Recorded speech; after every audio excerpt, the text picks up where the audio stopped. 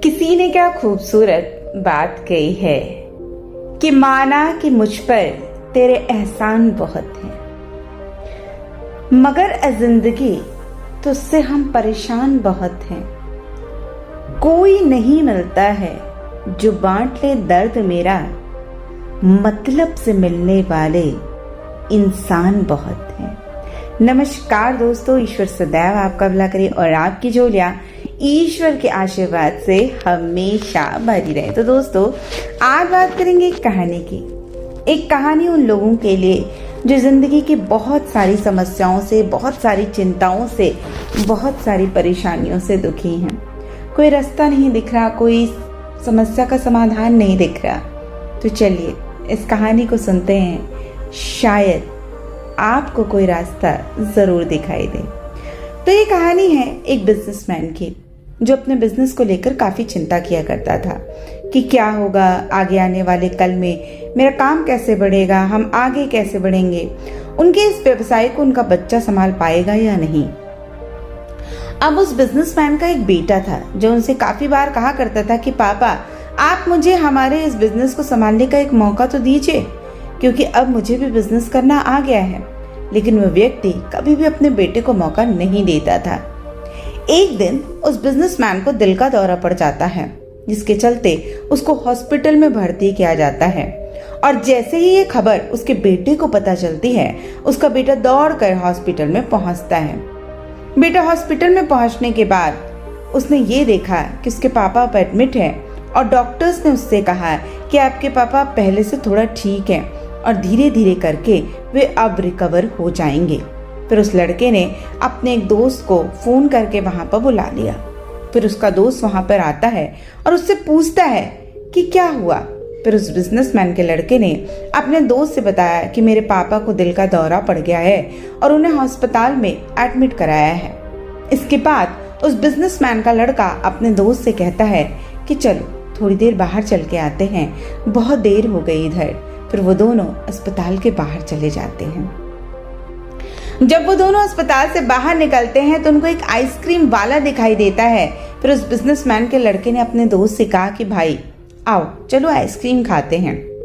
ये बात सुनकर उसका दोस्त थोड़ा चौंकता है, मन ही मन कहता है कि तुम क्या पागल हो गए हो, तुम्हारे पापा अंदर भर्ती हैं, यहाँ पर तुम आइसक्रीम खाने की सोच रहे हो।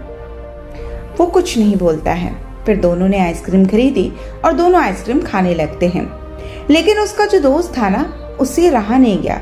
उसने अपने दोस्त से फिर कहा, भाई मुझे समझ नहीं आया कि तुम्हारे बिजनेस का क्या होगा, तुम्हारे पापा की तबीयत भी ठीक नहीं है, तुम यहाँ आइसक्रीम आराम से खा रहे हो, मुझे तो कुछ समझ ही नहीं आ रहा।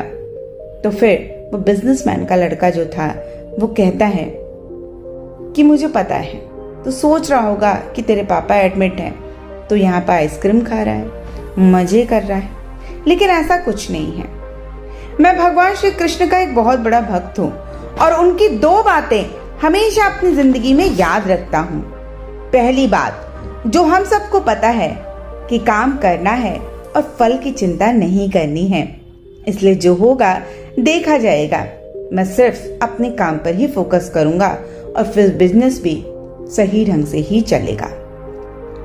दूसरी बात, वो लड़का अपने दोस्त से कहता है कि मैं तुम्हें भगवान श्री कृष्ण की एक कहानी सुनाता हूँ, जो तुम्हें दूसरी बात क्या है वो अच्छी तरह से समझा देगी। लड़के ने कहना शुरू किया कि भगवान श्री कृष्ण जी की पत्नियां थीं, उनमें एक का नाम रुक्मणी था। उनको जब पहला बेटा हुआ तो उसका नाम प्रद्युम्न रखा गया और प्रद्युम्न के जन्म के 10 दिन बाद ही प्रद्युम्न का अपहरण हो गया। उसके अपहरण के कारण रुक्मणी नाराज, उदास रहने लगी, बहुत दुखी रहती थी। भगवान श्री कृष्ण रुक्मणी जी से कहा करते थे, चिंता मत करो, क्योंकि प्रद्युम्न जहां पर भी होगा वहीं पर ठीक होगा। लेकिन इतना समझाने के बावजूद भी रुक्मणी अपने बच्चे की चिंता में उदास, निराश रहती थी। और इस तरह चिंता करते करते रुक्मणी जी के 18 साल बीत गए। 18 साल बाद द्वारका में जब प्रद्युम्न की वापसी हुई तो उनके साथ में उनकी पत्नी मायावती भी थी। लेकिन समस्या ये थी कि मायावती की उम्र प्रद्युम्न से 20 साल ज्यादा थी। वहां रुक्मणी पहले तो बड़ी खुश हुई कि उनका बच्चा वापस आ गया, लेकिन वो फिर दुखी हो गई क्योंकि इतनी बड़ी लड़की से वो शादी करके आया था जिसकी उम्र खुद उनके बराबर थी। रुक्मणी फिर से भगवान श्री कृष्ण से कहने लगी कि ये क्या हो गया।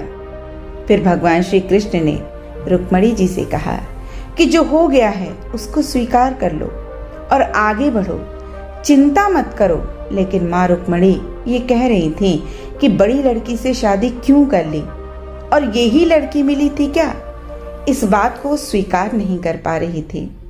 इस कारण 8 साल तक माँ रुक्मणी फिर से दुखी और निराश रही और 8 साल के बाद रुक्मणी जी ने स्वीकार कर लिया कि प्रद्युम्न ने जो ये शादी करी थी वो ठीक है, इसके लिए ज्यादा चिंता करने की जरूरत नहीं है, और उस शादी को उन्होंने स्वीकार कर लिया। तो इस तरीके से माँ रुक्मणी ने अपने जीवन के 26 साल उदासी में बिता दिए। अब इस कहानी को खत्म करते हुए वो लड़का अपने दोस्त से बोला कि मैंने अब स्वीकार करना सीख लिया है, क्योंकि भगवान श्री कृष्ण कहते हैं जो हो रहा है उसे स्वीकार कर लो, जिंदगी अपने आप सहज हो जाएगी।